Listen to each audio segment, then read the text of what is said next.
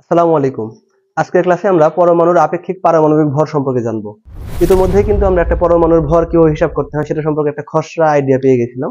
তো সেখানে বলা হয়েছিল একটা পরমাণুর নিউক্লিয়াসে যে কটা প্রোটন থাকে এবং যে কটা নিউট্রন থাকে তার যোগফলকে ওই পরমাণুর পারমাণবিক ভর হিসেবে আমরা বিবেচনা করি। কিন্তু খেয়াল করলে দেখবা তাহলে এই হিসাবে যদি আমরা চিন্তা করি তাহলে দেখবো যে হচ্ছে যে কোনো পরমাণুর পারমাণবিক ভর হওয়ার কথা একটা পূর্ণ সংখ্যা, কারণ নিউট্রন সংখ্যা এবং প্রোটন সংখ্যা অবশ্যই সবসময় পূর্ণ সংখ্যা থাকে। তাহলে দুটো পূর্ণ সংখ্যার যোগফল পূর্ণ সংখ্যাই হওয়ার কথা। যদি আমরা একটু খেয়াল করি তাহলে দেখা যায় ক্লোরিনের পারমাণবিক ভর, তোমরা যদি পর্যায় সারণী খোলো তাহলে ওখানে দেখতে পাবা পারমাণবিক ভর দ্বারাই হচ্ছে 35.5। এখন কথা হচ্ছে আমরা তো জানি ক্লোরিনের নিউক্লিয়াসের মধ্যে 17টা প্রোটন, তাহলে ওর নিউক্লিয়াসের মধ্যে যদি 18.5টা প্রোটন থাকে, নিউট্রন থাকে, তাহলে আমরা বলতে পারবো এর পারমাণবিক ভর হচ্ছে 35.5। কিন্তু কোন পরমাণু নিউক্লিয়াসের মধ্যে কি আসলে ভগ্নাংশ সংখ্যক নিউট্রন বা প্রোটন থাকতে পারে? উত্তর হচ্ছে না।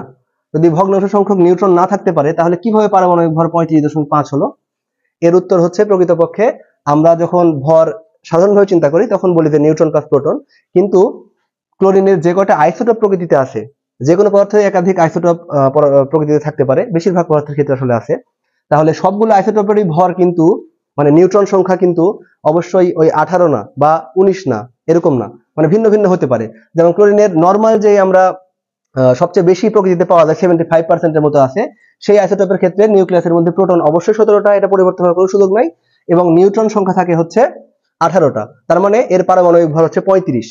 কিন্তু ক্লোরিনের আরেকটা আইসোটোপ থাকে প্রকৃতিতে যেটা হচ্ছে পারমাণবিক সংখ্যা অবশ্যই 17, কিন্তু নিউট্রন সংখ্যা হচ্ছে 19টা না, সরি 20টা, অর্থাৎ এর পারমাণবিক ভর সেক্ষেত্রে দাঁড়ায় হচ্ছে 37। তাহলে এখন খেয়াল করো, আমরা যদি এই টোটালটা হিসাব করি একবারে পারমাণবিক ভর, সেক্ষেত্রে অবশ্যই দুইটা আইসোটোপকে আমাদের হিসাবে আনতে হবে। দুইটা আইসোটোপকে যখন হিসাবে আনবো সেই ক্ষেত্রে গড় করলে এরকম একটা সংখ্যা দাঁড়ায়। তো এই বিষয়টা আরো ভালোভাবে বুঝতে হলে আমাদের প্রকৃতপক্ষে পারমাণবিক ভর বা আপেক্ষিক পারমাণবিক ভর কিভাবে হিসাব করা হয় সেটা একটু বুঝতে হবে। তো আমরা একটু বোঝার চেষ্টা করি, চলো। তো যে কোনো পদার্থের ক্ষেত্রেই আমরা যখন আপেক্ষিক পারমাণবিক ভর হিসাব করব সেটা আসলে হিসাব করা হবে কার্বন 12 আইসোটোপের 1/12 অংশের সাথে তুলনা করে। তো কার্বন 12 আইসোটোপ মানে কি? কার্বনের এমন একটা পরমাণু যার নিউক্লিয়াসের মধ্যে স্বাভাবিকভাবে 6টা প্রোটন আছে এবং 6টা নিউট্রন। এই 6টা প্রোটন এবং 6টা নিউট্রন মিলে মোট পারমাণবিক ভর দাঁড়ায় হচ্ছে 12। তাহলে কার্বন 12 আইসোটোপ,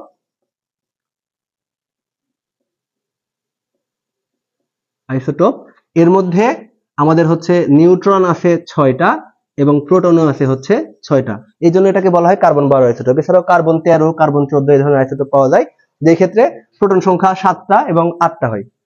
তো আমরা তুলনা করব কার্বন 12 আইসোটোপের সাথে। আচ্ছা, এখন যে কোনো পদার্থে যদি আমরা একটা পরমাণুর ভর জানি, সেই ভরটাকে যদি আমরা কার্বন 12 আইসোটোপের 1/12 অংশের সাথে তুলনা করি বা অনুপাত করি, তাহলে ওই পদার্থের জন্য আমরা পারমাণবিক ভর বা আপেক্ষিক পারমাণবিক ভরটা বের করে ফেলতে পারবো। আমরা উদাহরণ হিসেবে অক্সিজেন 16 নিতে পারি। অক্সিজেন 16 এর মানে হচ্ছে এইটার নিউক্লিয়াসের মধ্যে প্রোটন সংখ্যা হচ্ছে 8টা এবং নিউট্রন সংখ্যা হচ্ছে 8টা। তাহলে অক্সিজেন 16 পরমাণুর ক্ষেত্রে আমরা প্রোটন সংখ্যা নিউট্রন সংখ্যা জানলাম। এখন এটার ভর কত দাঁড়ায় তাহলে একটু খেয়াল করি। তো এটা বোঝার জন্য আমরা আরেকটু পিছনের দিকে ফিরে যাব। আমরা জানতাম এক একটা প্রোটনের ভর হচ্ছে 1.67 into 10 to the power 1.673 into 10 to the power -24 gram, এটা হচ্ছে প্রকৃত ভর। একইভাবে এক একটা নিউট্রনের ভর হচ্ছে 1.675 into 10 to the power -24 gram, এটা হচ্ছে প্রোটন এবং নিউট্রনের প্রকৃত ভর। এখন যদি আমরা অক্সিজেনের প্রকৃত ভর বের করতে চাই, তাহলে 8টা প্রোটন সংখ্যা যেহেতু 8, তাহলে 8 দিয়ে এই সংখ্যাকে গুণ করে, আবার নিউট্রন সংখ্যা যেহেতু 8 দিয়ে এই সংখ্যাকে গুণ করে, দুইটাকে যদি যোগ করে ফেলি তাহলে অক্সিজেনের একটা পরমাণুর প্রকৃত ভর কত সেটা পেয়ে যাব। তো এই হিসাবটা একটু সহজ করার স্বার্থে আমরা একটা কাজ করতে পারি। এখানে একটু খেয়াল করে দেখো, প্রোটনের এখানে যে ভরটা আছে সেটা হচ্ছে 1.673, আর এখানে নিউট্রনের ক্ষেত্রে আছে হচ্ছে 1.675, অর্থাৎ দশমিকের পরে 3 নাম্বার ঘরে গিয়ে স্লাইটলি একটু পরিবর্তন আমরা লক্ষ্য করছি। তো এখন খেয়াল করো, এটা এখানে যে গুণ দিয়ে পরের অংশ যেটা আছে 10 টু দি পাওয়ার -24, এখানে আছে 10 টু দি পাওয়ার -24, এই দুটো কিন্তু উভয়ের ক্ষেত্রে একই। সুতরাং এই দুইটা সংখ্যাকে আমরা প্রায় সমান সমান ধরতে পারি, এবং অলরেডি কিন্তু আগেও বলেছিলাম আমরা প্রোটন এবং নিউট্রনের ভরকে আপেক্ষিকভাবে 1 ধরা হয়, 1। সুতরাং এই দুইটাকে আমরা রাউন্ড ফিগার করে নিতে উভয়ের ক্ষেত্রে প্রোটন ও নিউট্রন এর ভর আমরা হিসাব করতে পারি এভাবে 1.67 ইন্টু 10⁻⁻24 গ্রাম। এটা হচ্ছে রাউন্ড ফিগার। সুতরাং আমরা এখন প্রোটন আর নিউট্রন সংখ্যার হিসাব করতে গেলে, ভর হিসাব করতে গেলে আলাদাভাবে এই দুটো সংখ্যা দ্বারা গুণ করা লাগবে না। এখন প্রোটন এবং নিউট্রন সংখ্যাকে একসাথে যোগ করে এই সংখ্যার সাথে গুণ করে দিলে আমরা প্রকৃত ভরটা পেয়ে যাব। তাহলে একটু আমরা হিসাব করি যে একটা অক্সিজেন পরমাণুর ভর কত দাঁড়াচ্ছে। তাহলে তো দেখো অক্সিজেনের ভর তাহলে দাঁড়াচ্ছে, অক্সিজেন পরমাণুর নিউক্লিয়াসের মধ্যে প্রোটন এবং নিউট্রন সংখ্যার যোগফল হচ্ছে 16। তাকে যদি আমরা এই রাউন্ড ফিগার যে ভরটা আমরা বের করলাম এটাতে যদি গুণ করে ফেলি তাহলে 1.67 ইন্টু 10⁻⁻24। এটা হচ্ছে অক্সিজেনের একটা পরমাণুর প্রকৃত ভর। এখন কি করব আমরা, এই ভরটাকে আমরা কার্বন 12 আইসোটোপের 1/12 অংশের সাথে অনুপাত করে দিব। দিলে আমরা অক্সিজেনের একটা পরমাণুর আপেক্ষিক পারমাণবিক ভর কত হবে সেটা পেয়ে যাব। তো দেখি কার্বন 12 আইসোটোপের ভরের 1/12 অংশ মানে কত দাঁড়াচ্ছে। তো আমরা আগে এখানে দেখে নিব কার্বন 12 এর প্রকৃত ভর। তাহলে এটা দাঁড়াচ্ছে, খেয়াল করো কার্বন 12 আইসোটোপ যেহেতু, তার মানে অবশ্যই এখানে এই পরমাণুর মধ্যে নিউক্লিয়াসে মোট প্রোটন এবং নিউট্রন সংখ্যা হচ্ছে 12টি। তাহলে এই 12 গুণ প্রোটন এবং নিউট্রনের যে এভারেজ ভর আমরা ধরে নিয়েছি সেটা হচ্ছে 1.67 ইন্টু 10⁻⁻24 গ্রাম। তাহলে এটা হচ্ছে কার্বন 12 আইসোটোপের প্রকৃত ভর একটা পরমাণুর।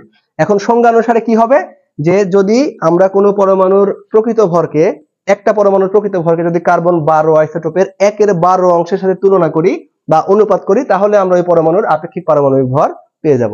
তো দেখি আমরা, তাহলে এখানে যদি আমরা হিসাব করি অক্সিজেনের আপেক্ষিক পারমাণবিক ভর এটা সমান সমান তাহলে কি দাঁড়াবে, আমাদের উপরে রাখতে হবে অক্সিজেনের প্রকৃত ভর, একটা পরমাণুর প্রকৃত ভর। তাহলে 16 গুণ 1.67 ইন্টু 10⁻⁻24 ডিভাইডেড বাই কার্বন 12 আইসোটোপের 1/12 অংশ, অর্থাৎ কার্বন 12 আইসোটোপের যে ভর 12 গুণ 1.67 ইন্টু 10⁻⁻24 ইন্টু 1/12 অংশ যেহেতু বলা হচ্ছে, সুতরাং এখানে আমাদের 1/12 দিয়ে গুণ করে দিতে হবে। এখন এই জিনিসটাকে আমরা সরলভাবে হিসাব করলে পেয়ে যাবো অক্সিজেনের আপেক্ষিক পারমাণবিক ভর কত। একটু সরল করে দেখাই দিই। তো দেখো এখানে যেহেতু 1/12 গুণ অবস্থায় আছে, কিন্তু এখানে আবার একটা ভগ্নাংশ, এটাকে যদি আমরা গুণ অবস্থায় নিয়ে যাই, এই ভাগ চিহ্নটাকে যদি আমরা গুণ অবস্থায় রূপান্তর করি তাহলে আমাদের জন্য হিসাব করা একটু সুবিধাজনক হবে।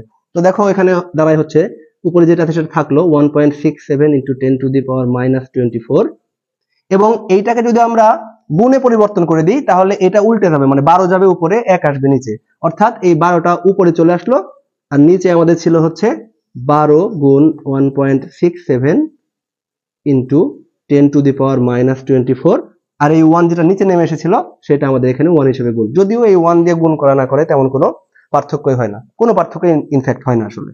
তো আমরা একটু দেখি তাহলে কত দাঁড়াচ্ছে এখানে।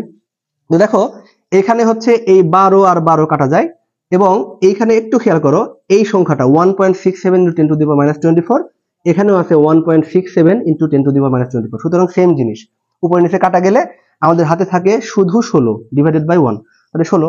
তাহলে আমরা এখান থেকে পাচ্ছি হচ্ছে 16। সুতরাং এই 16 হচ্ছে আমাদের অক্সিজেনের আপেক্ষিক পারমাণবিক ভর। এই একই নিয়মে তোমরা যে কোনো পরমাণুর ক্ষেত্রে আপেক্ষিক পারমাণবিক ভর হিসাব করে ফেলতে পারবা। যদি তোমরা এই ক্ষেত্রে সোডিয়াম হিসাব করতে চাও, সোডিয়ামের ক্ষেত্রে এখানে কি করতে হবে, সোডিয়ামের নিউক্লিয়াসের মধ্যে মোট প্রোটন এবং নিউট্রন সংখ্যা হচ্ছে 23টি, তাহলে 23 গুণ 1.67 ইন্টু 10⁻⁻24 লিখে দিবা। আর এখানে কার্বন 12 এর যে প্রকৃত ভর সেটা তো একই থাকবে, এবং তার যদি আমরা এখানে 1/12 অংশের সাথে অনুপাত করে দিই তাহলে জাস্ট এখানে 16 জায়গায় কি আসবে, 23 আসবে, যদি আমরা সোডিয়াম নিই আর কি, যদি আমরা সোডিয়াম নিই। তাহলে যখন আমরা 23 চলে আসবে তখন একইভাবে এখানে এই 12 আর 12 কাটা যাবে, এখানে এই সংখ্যাটা যেটা হচ্ছে একটা প্রোটন এবং নিউট্রনের হচ্ছে এভারেজ আমরা ভর চিন্তা করেছি, এই দুটো কাটা গেলে এখানে থাকবে তখন এই 16 জায়গায় থাকবে তখন 23। সুতরাং তখন আমরা বলে দিতে পারবো সোডিয়ামের আপেক্ষিক পারমাণবিক ভর হচ্ছে 23। এটা হচ্ছে এই সহজ একটা হিসাব যেভাবে আমরা যে কোনো পরমাণুর আপেক্ষিক পারমাণবিক ভর বের করে ফেলতে পারি। আশা করছি এই ভিডিওটি দেখার পরে আপেক্ষিক পারমাণবিক ভর সম্পর্কে তোমাদের একটা পরিষ্কার ধারণা হয়ে যাবে। এর পরবর্তী ক্লাসে আমরা একটা পরমাণুর বিভিন্ন আইসোটোপ থেকে কিভাবে গড় আপেক্ষিক পারমাণবিক ভর বের করা যায়, যেটা ওই ক্লোরিন 35.5 দেখেছিলাম, ওই ক্ষেত্রে কিভাবে এটা আসলে 35.5 হয়েছিল সেই ব্যাপারে আলোচনা করব। আশা করছি তোমরা আমাদের সাথেই থাকবা। আমাদের চ্যানেল বা পেজে যদি নতুন হয়ে থাকো তাহলে ফলো এবং সাবস্ক্রাইব করে কানেক্টেড থাকো। আল্লাহ হাফেজ।